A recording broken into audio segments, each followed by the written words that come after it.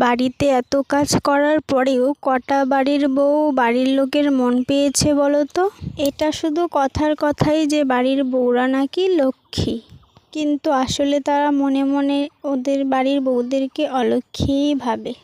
সুপ্রভাত, আমি আলিপুরদুয়ার জেলা থেকে টুম্পা বলছি। কেমন আছো সকলে? আশা করি সকলে ভালোই আছো, আর আমিও ভালো আছি।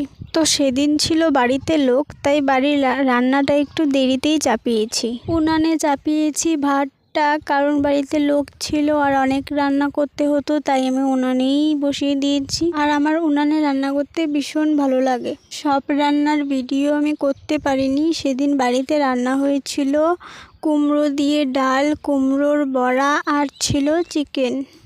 আর আমার কাছে তো স্ট্যান্ড নেই যে ভিডিও মোবাইলটা রেখে ভিডিও করব, আর ওই হাত দিয়ে একটু একটু করতে আমার খুবই অসুবিধা হচ্ছে, তাই আমি স্ট্যান্ডটা খুব তাড়াতাড়ি নিয়ে নিচ্ছি। ভাতটা উনানে চাপিয়ে আবার গ্যাসে চা বসিয়ে দিয়েছি, কারণ বাড়িতে লোক ছিল চা খাবে তাই। আর এদিকে আমি রান্না চাপিয়ে বাইরে বেরিয়ে দেখি আমার ছাগলটা ছুটে চলে এসেছে বাড়িতে, একদম খুঁটোটা ভেঙে দিয়েছে আর বাড়িতে চলে এসেছে। তাই আমি ওকে আবার নতুন খুঁট লাগিয়ে মাঠে নিয়ে দিয়ে এসেছি।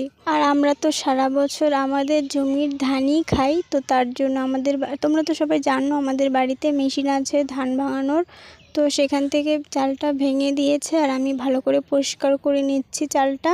এদিকে আরও ধান আমাদের সেদ্ধ করেছে শাশুড়ি মা, সেগুলোকে দেখাচ্ছি তোমাদেরকে, একটু পরে পরে নাড়তে হচ্ছে। আর ভিডিওর প্রথমেই তো বলেই দিলাম যে সব কাজ করার পরেও কোনো কোনো বাড়ির বউরা আছে যে বাড়ির লোকের মন পায় না।